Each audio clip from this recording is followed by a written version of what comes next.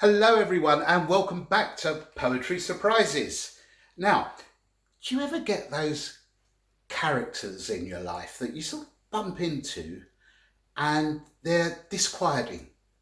They're kind of irksome, annoying. They kind of hang around in your space and they make you feel uncomfortable and you can't quite get them out of your mind. Well, this poem is about one such character. Now, it was a guy who was a stranger in town. This is taking place in the south of France. And I don't go out very much when I'm there. And I'm sometimes go for a walk and I end up in a bar and I might shoot some pool because it's fun. And, there's a group of Romanian kids that are down there and you can play against them, or there's an old boy who goes down there and he's got his own cue and he's terribly serious. So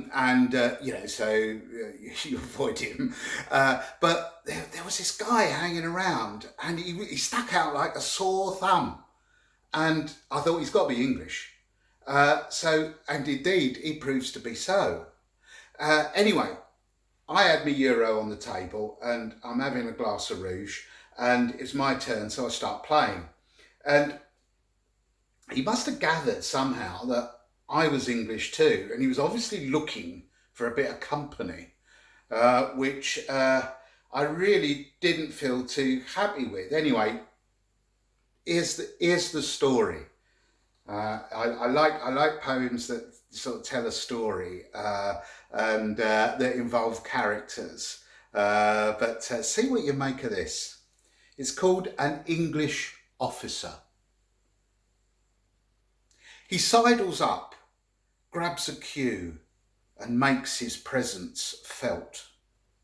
Linen smock, laundered, crisp. He smiles as if to himself. Keeps me from my game with idle talk, prompted by questions asked by him, then apologises, suggests. I finish my break before last orders. No sooner do I bend to shoot than advice comes from his corner, with a caveat not to take note. He's sure that I know better. He compliments me on my French, which he regrets he doesn't speak, but has some Italian and a smattering of Arabic. He slips a euro in the slot, then questions my pack, observing, the Dutch have a funny way too to rack the balls. I toss, he calls, I break, I'm reds, he yellows, he chats and chats. Words his passion, he's published modestly. His wife writes poetry, published too. They're on a visit to her mother, Mrs. Edwards. Do I know her? I pot a red, explain I'm not from town, then pot a brace. He's sure she'd love to meet me. I pot a fourth. He's done tours, Iraq and Bosnia, but now is in web dev. Me?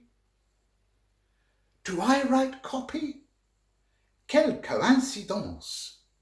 Another red, a neat cannon, but I've pushed.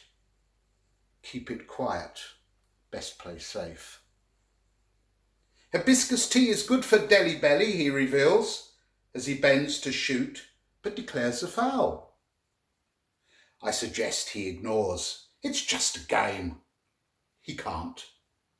He must play by the rules. It's how he is. Then adds, he's halfway through his stay. 10 days left. So quick, so short. The last red drops, and then I pot the black. Well done, he says, as if he means it, and holds out a hand which I have to shake.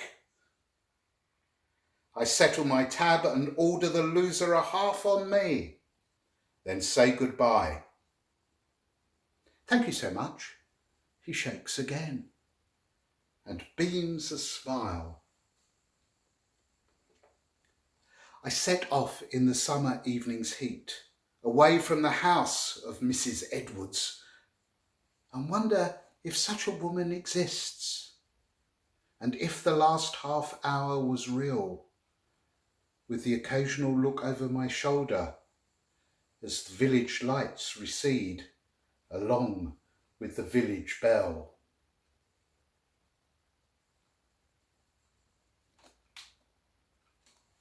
Well, I hope you liked that little story. I'll be back with more stories, more bits of information on poetry, what's happening in the poetry world, interviews, talks, ideas. But for now, that's the end of that episode. See you soon. Bye for now.